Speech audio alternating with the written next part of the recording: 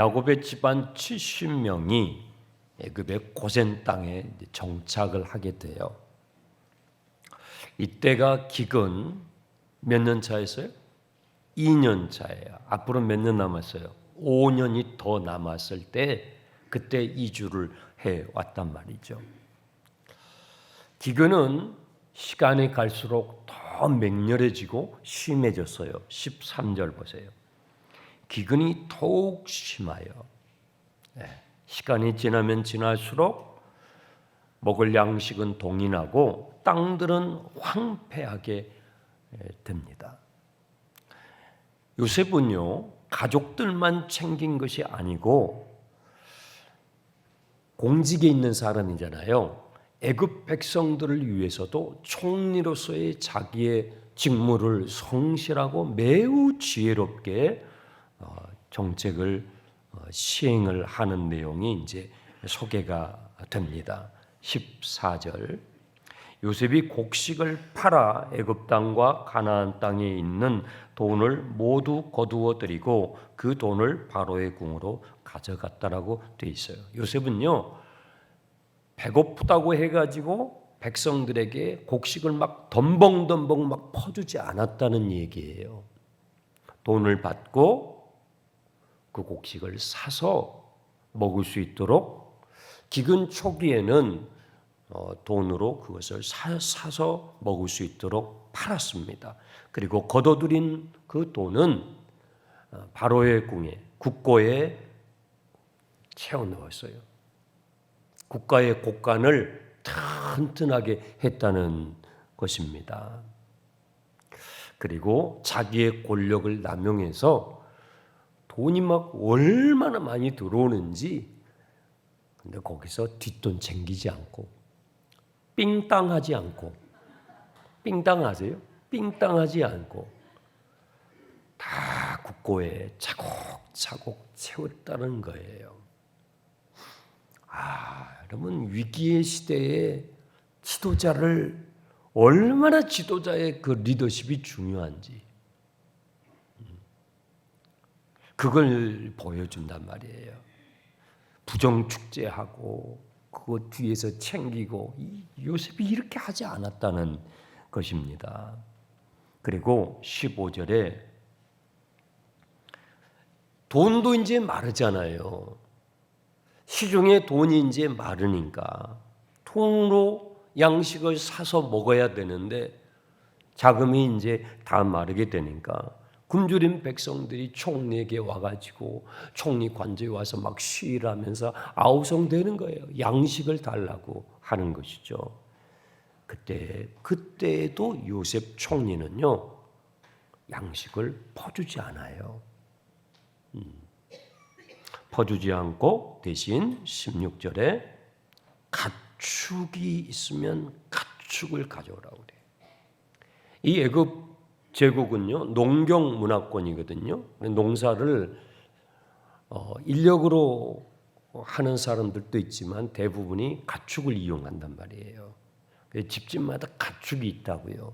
그 가축을 가져오면 양식으로 바꿔서, 또 돈이 이제 자금이 다 말랐으니까 그 가축을 돈으로 환산을 해서 양식을 주는 정책을 펴니다. 어떻게 보면은 인정머리가 없는 것처럼 보이잖아요. 아니, 지금 돈도 떨어졌는데 세상에 가축까지 다 그러면 가져가려고 그러나, 이렇게 생각하거든요. 그런데 조금만 더 생각해 보세요.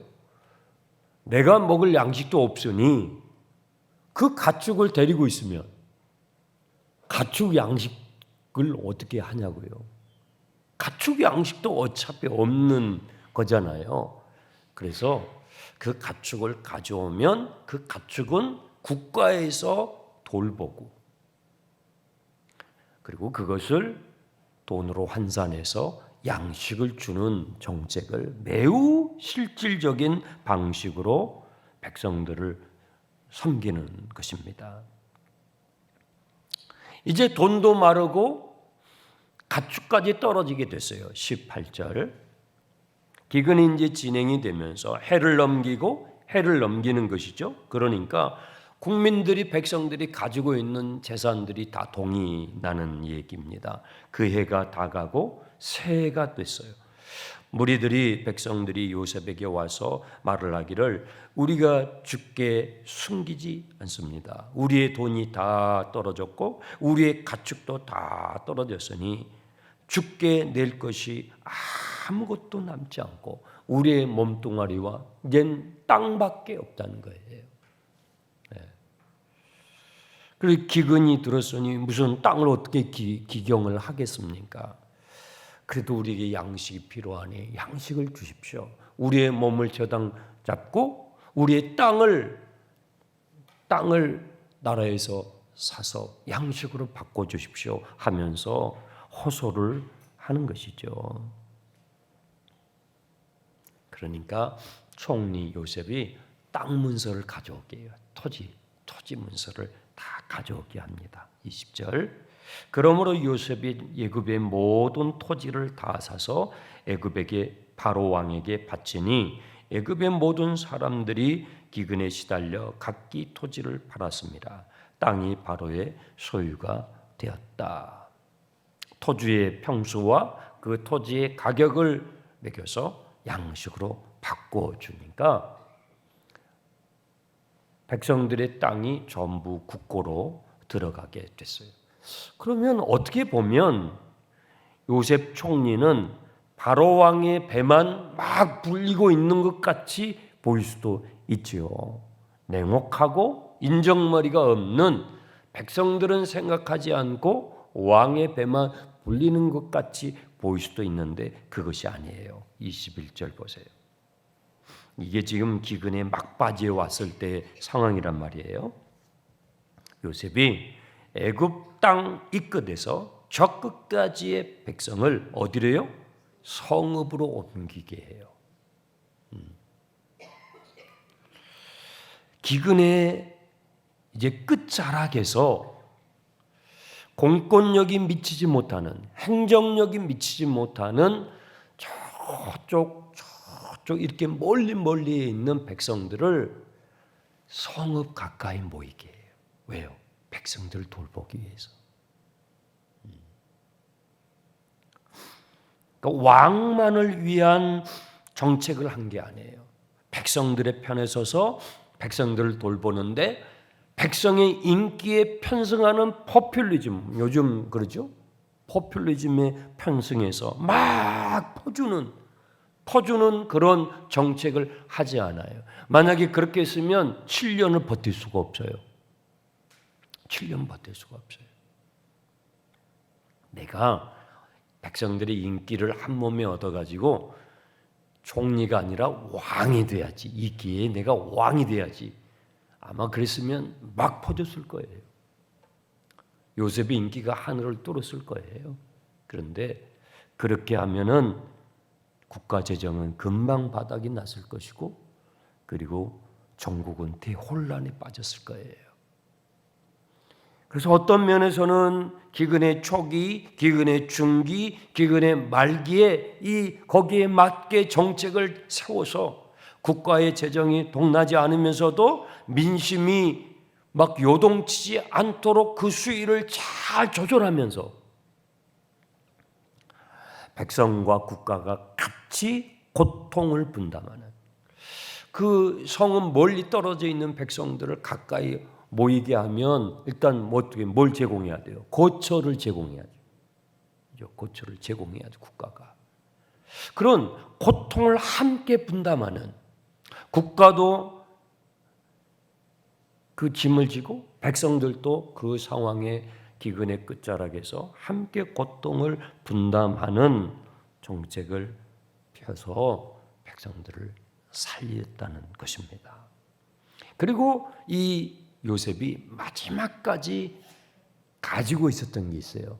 그게 뭐냐면 23절 종자씨예요. 종자씨.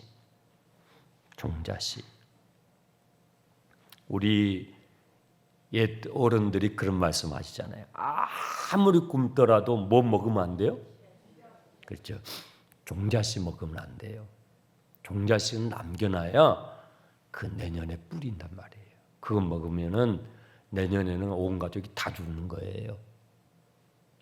그래서 요셉이 이렇게 속도를 조절해 가면서 기근의 강도를 초반부에 또 중기에 말기에 이걸 조절해 가면서 마지막까지 이 종자실을 가지고 있는 거예요. 왜요? 언제 기근이 끝날 타이밍을 알고 있으니까.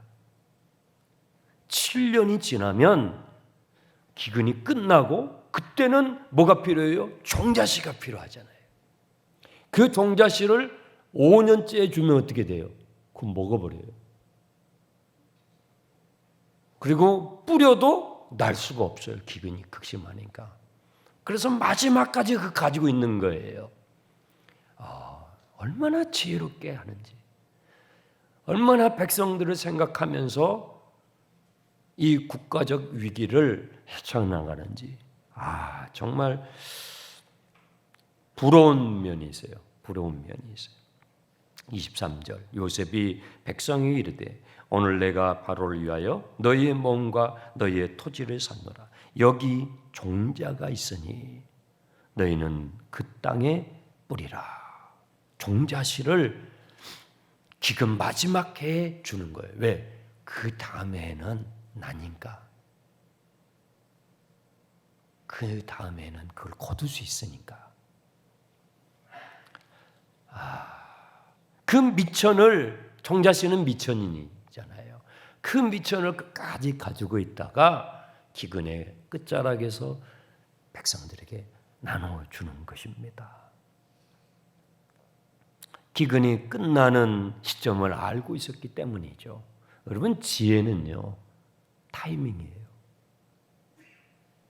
타이밍을 아는 거예요, 타이밍을. 그게 지혜거든요. 그 타이밍을 누가 더 정확하게 예측하느냐예요. 그걸 하루 더 먼저, 1시간 더 먼저 예측하느냐에 따라서 격차가 벌어지는 시대예요. 그 타이밍을. 그런데 요셉은 7년 기근이라는 걸 알고 있잖아요. 지금이 이 종자씨를 가지고 있어야 될 때인지 아니면 지금 이 종자씨를 풀어야 할 때인지 그 때를 알고 그 타이밍을 알고 있었기 때문에 요셉은 수많은 굶주린 백성들을 살릴 수가 있었던 것이죠. 자, 종자씨와 함께 요셉이 또 하나 기가 막힌 백성들에게 선물을 줘요.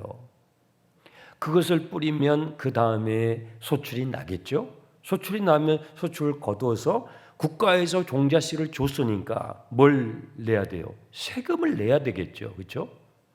근데 이때 조세 제도를 혁신하는 거예요. 24절이에요. 추수의 5분의 1을 국가에 상납을 하고 5분의 4는 당신들이 가져서 토지의 종자로도 삼고 당신들의 양식으로도 삼고 당신들의 가족과 어린아이의 양식으로도 삼으라. 지금 경제적 기반이 백성들이 다 무너졌어요.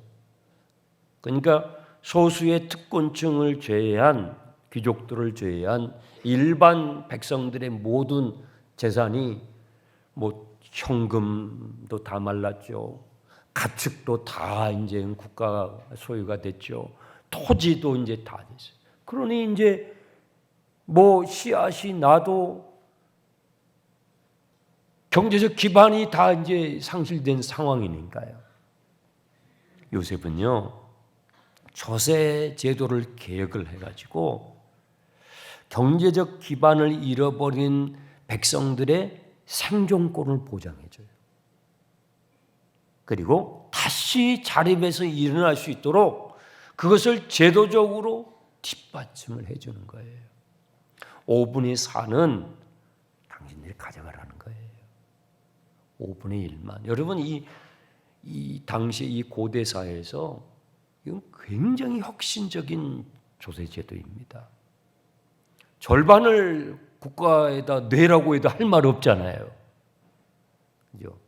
5분의 4를 내라고 해도 내야 할 판이잖아요. 그잖아요. 그런데 5분의 4를 너희들이 다 하고 가족들을 돌보고 자녀들을 돌보고 그리고 그 다음에 종자세를 만들고 국가에는 20% 5분의 1을 내도록 제도적 뒷받침을 해줘요. 우리나라 역사도 보면 고려 말이 아주 이 세금 문제로 인해서 백성들이 너무 어려웠잖아요. 그래서 공전사전이라는 그런 제도로 백성들이 이리 뜯기고 저리 뜯기고 하니까 추수를 해도 다 가져가는 거예요.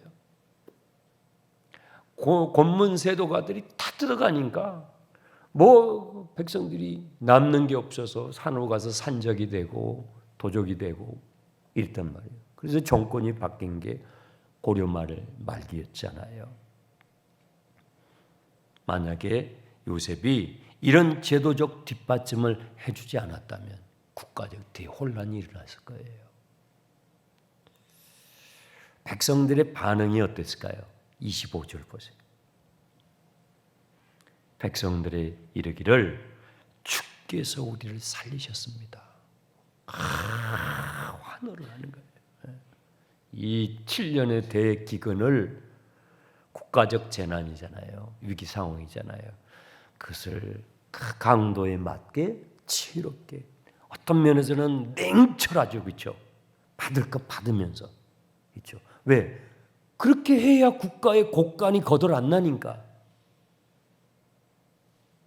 그런 한쪽에서는 싫은 소리를 들어가면서도 그 수위를 잘 조절해서 7년의 기근을 끝내고 그 다음에 국가의 비전 미래를 대비하는 정말 지혜를 발휘할 때에 포퓰리즘에 휘둘리지 않고 그렇다고 왕편에 서서 왕의 배만 불리지도 않고 정말로 어려운 백성들의 편에서 서서 진정성 있고 그리고 일관성 있는 정책 한 해 이렇게 해보고 또 두 번째 그런 게 아니라 내가 욕을 먹어도 냉정하니 냉철하니 이런 소리를 들어가면서도 그래도 이렇게 정책 기조를 가져가지 않으면 나라의 대혼란이 일어날 것을 예측하고 욕을 먹어도 일관성 있게 진정성을 가지고 정책을 폈더니 백성들이 환호를 하는 거예요. 총리께서 우리를 살리셨습니다. 박수를 보내고 감격해요. 요셉은 우리 애굽 출신이 아니야. 요셉 총리 나이도 어리고 죄수 출신이잖아. 노예 출신이잖아. 가나안 출신이잖아. 비난하고 조롱했던 백성들이 막 박수를 치고 환호하는 거예요. 당신 때문에 총리 나으리 때문에 우리 집안 살았다는 거죠. 그래서 이 토지법이 이 조세법이 26절에 요셉이 제정한 이 애굽 토지법을 세움에 5분의 1이 바로에게 상납되었고 제사장의 토지는 바로의 소유가 되지 아니하여 오늘날까지는이라. 이 오늘날까지 이 토지법이 지속이 됐다라는 거예요. 자, 창세기 47장에서 오늘날까지라고 했을 때 이 시점은 언제일까요? 지금 21세기 지금? 지금은 아니겠죠. 지금은 아니겠죠. 이 창세기를 기록했던 시점이겠죠. 그죠? 창세기는 누가 기록했어요? 모세가 기록했어요. 모세가 출애굽의 주역이었던 리더였던 그 모세가 애굽에서 430년 동안 종살이했던 이스라엘 백성들을 끄집어 나오는 그 시점에 모세는 모세오경을 기록하잖아요. 시내산 밑에서 기록하거든요. 그때까지 약 400여 년간 요셉의 이 법안은 지속해졌다는 거예요.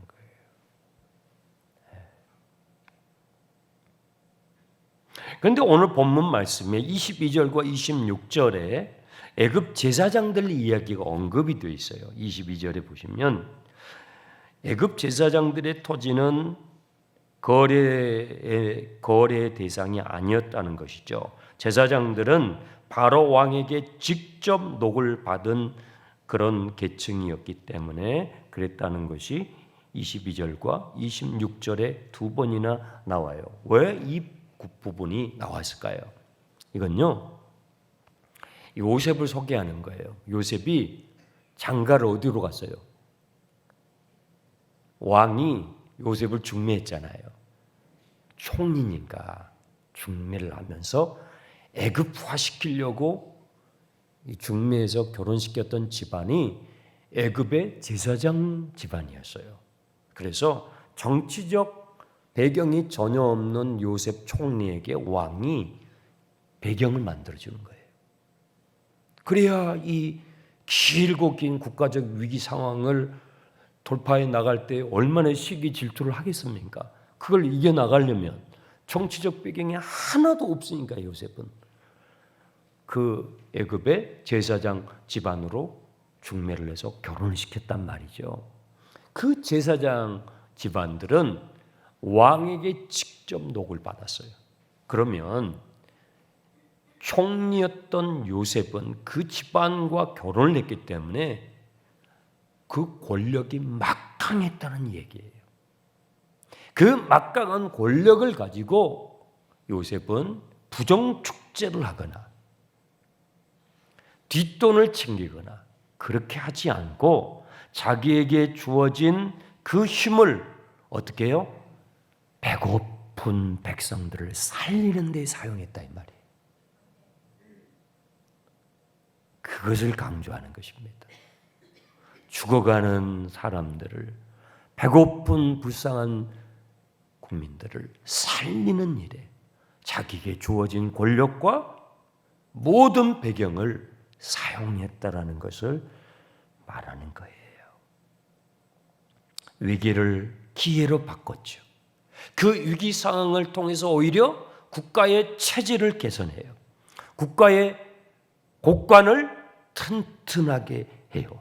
토지법을 개정하고 조세의 정책을 개정하고 국민을 위한 국력이 신장되는, 그리고 기근이 끝났을 때에 오히려 애굽은 더 기회의 땅이 되는, 주변의 나라의 이웃 국가 사람들이 이민 오고 싶은, 살고 싶은 그런 기회의 나라로 요셉은 자기의 모든 역량을, 자기에게 주어진 그 권력을 자기 자신 위해서 사용한 것이 아니라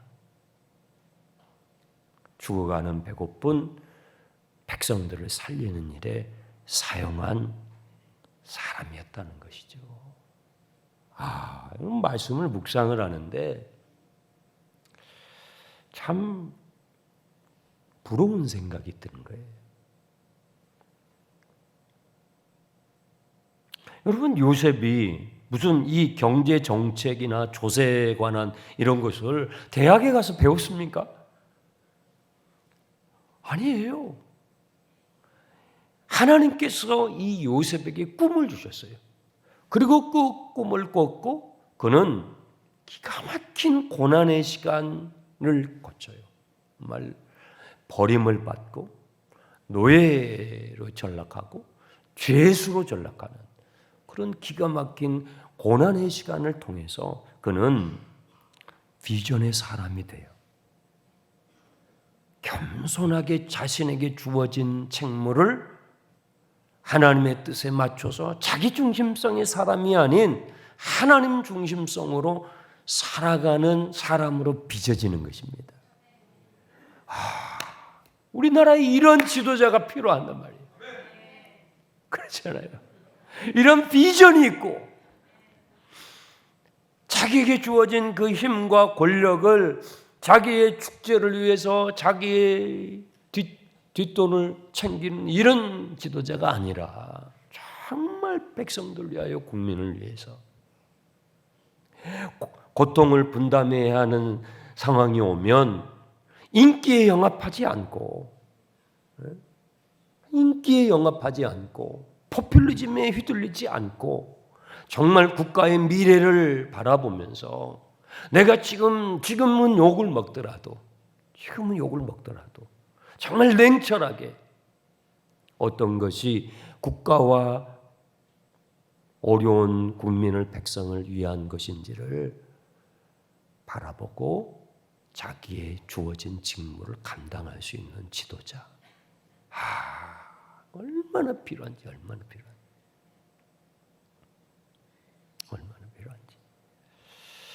우리나라를 생각하며 또 교회의 상황을 생각하면서 정말 이런 요셉과 같은 지도자, 이 요셉과 같은 영적인 지도자, 이런 요셉과 같은 정치 지도자, 경제 지도자, 사회각계의 지도자, 요셉의 지혜를 가진 그런 지도자들이 얼마나 오늘날 우리나라에도 전 세계 각 나라마다 필요한가. 올해는 선거해라고 그래요. 그렇죠? 세계의 주요국들이 선거를 치르니까요. 대만의 선거가 끝났지 않습니까? 여러분들 기도하세요.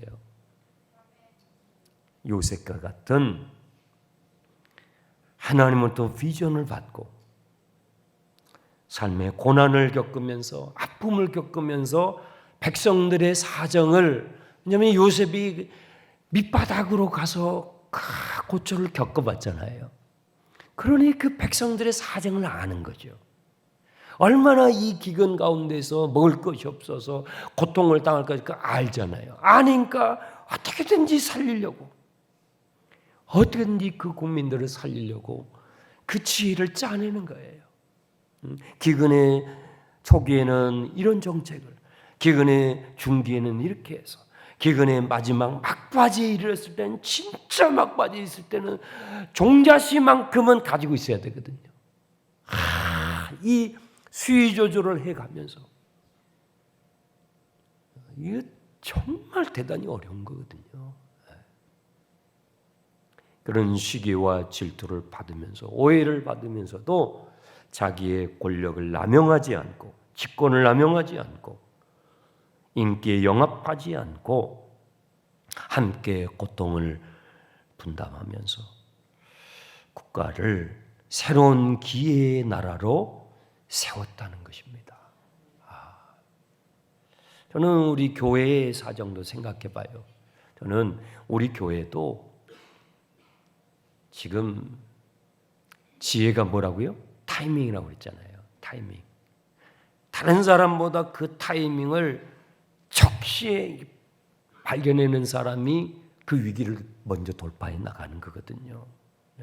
우리 교회에도, 국가는 국가고 우리 교회에도 정말 이 요셉의 지혜를 가진 우리 교회의 영적인 지도자들이 많았으면 좋겠다는 것입니다. 여러분, 지금 우리 교회의 지금 때가 얼마나 중요한 때냐고요. 얼마나 중요한 때냐고요. 한국 사회는 고령화 저출산 사회, 축소 사회에 들어왔어요. 점점 나라가 축소되고 있어요. 그렇죠? 점점 나라가 이제 축소되고 있어요. 이때 우리 다음 세대, 우리 자녀들, 우리가 사랑하는, 그토록 사랑하는 우리 자녀들에게 정말 그들이 세상 가운데 살지만 세상에 물들지 않을 수 있는 영적인 토양을 만들어줘요.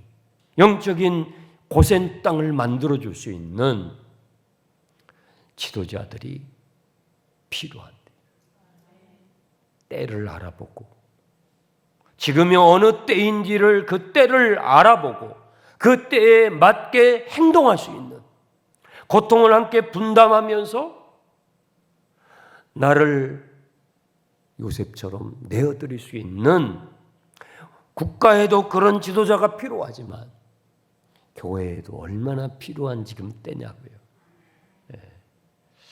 요셉의 지혜, 요셉과 같은 그런 하나님의 사람들이 나라에도 교회에도 얼마나 필요한가 하는 생각을 해봅니다.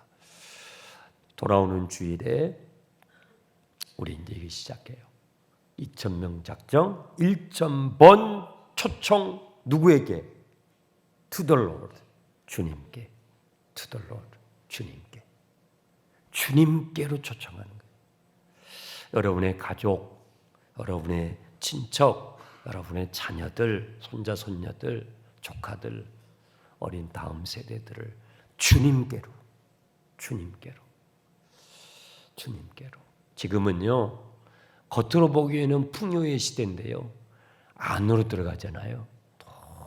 너무나 영적인 기근의 시대예요. 겉으로 보면 부족한 게 없어요. 너무너무 풍요의 시대예요.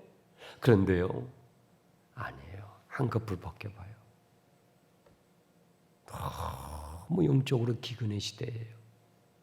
생수가 필요한 우리 자녀들에게, 우리 가족들에게 정말 마셔야 할 영혼의 생수.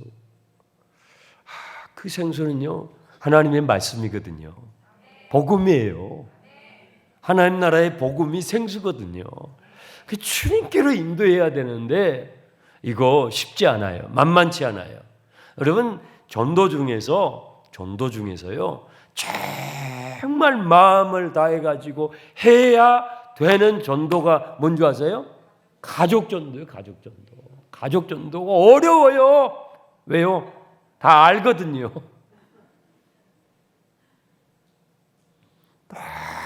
너무나 내가 하고 싶은데, 해야만 하는데, 정말 해야 되는데 어려운 게 가족전도예요. 친척전도예요. 왜요? 알거든요. 사니까. 우리 엄마 아빠가 예수님을 믿는다고 하는데 행복해 보이지가 않아. 사는 모습이 행복해 보이지가 않아. 안 가고 싶죠. 안 가고 싶은 거예요. 자녀들이 아들, 딸들이, 손자, 손녀들이, 할아버지, 할머니가 예수를 믿는데, 하나님을 믿는데 너무 행복해 보여. 가난해도 하나님 믿는 것 때문에 행복해 보여요. 그냥 하루하루 주어진 순간을 감사하면서 막 그냥 찬양하면서 그렇게 행복해 보여요. 그러면요, 가고 싶잖아요. 우리 엄마 아빠 이렇게 행복한 거야? 나도 행복하고 싶은데. 우리 할아버지 할머니 이렇게 행복하지? 우리 큰아빠 큰엄마는 이렇게 행복해 보이지? 하나님 믿으니까 저렇게 행복해 보이네. 나도 믿고 싶다고요. 그런데 행복해 보이지 않을 때 가자고 해도 안 가요. 이게 어려운 거라고요. 네. 그래서 우리가 요셉의 이 지혜를 정말 우리 자신에게 적용해야 돼요. 요셉이 정말 기가 막힌 고통의 시간들을, 그것도 단시간이 아니잖아요.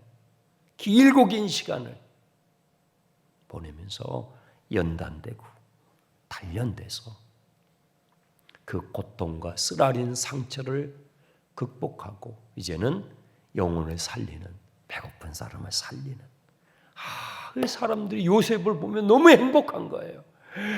총리께서 나를 살렸습니다. 우리를 살렸습니다. 우리 집안을 살리고 우리 나라를 살렸습니다. 그 요셉이 믿는 하나님이 너무너무 귀해 보이는 것입니다. 저는요, 오늘 말씀을 듣는 저와 여러분이, 주님을 믿는 저와 여러분이 행복했으면 좋겠습니다. 여러분이 그 주 안에서 누리는 그 행복 때문에 아빠, 엄마 나도 좀 데리고 가. 나도 좀 수요 예배 데리고 가. 금요 심야 예배도 좀 데리고 가. 주일날 나 꼭 데리고 가야 돼. 우리가 주 안에서 주님을 의지하고 이 어려운 기근의 시대를 살아갈 때 매일매일 주 안에서 행복하게 주님으로부터 힘을 공급받고 살아갈 때 우리 자녀들이 두덜러 주께로 돌아오게 될 것입니다. 기도하겠습니다. 하나님 아버지, 감사합니다. 옛날 이야기를 듣는 것이 아니라 오늘 나의 삶을 주님의 말씀으로 비춰보는 것입니다. 살아있고 운동력 있는 생명의 말씀, 하나님의 말씀으로 오늘 살아가는 나의 삶을 비춰보는 것입니다. 주님, 오늘 들은 주님의 말씀이 내 가정을 비추고 올 새해를 어떻게 살아야 할지, 어떻게 내 가족을 도와줘야 할지, 주님, 요셉처럼 신실하고 지혜롭게, 그리고 많은 고초를 겪었지만 주님의 손으로 잘 다듬어져서 이제는 행복한 사람, 살리는 사람, 죽어가는 사람들을 살려내는 우리 장충단 교회가 될 줄 믿습니다. 예수님의 이름으로 기도합니다. 네.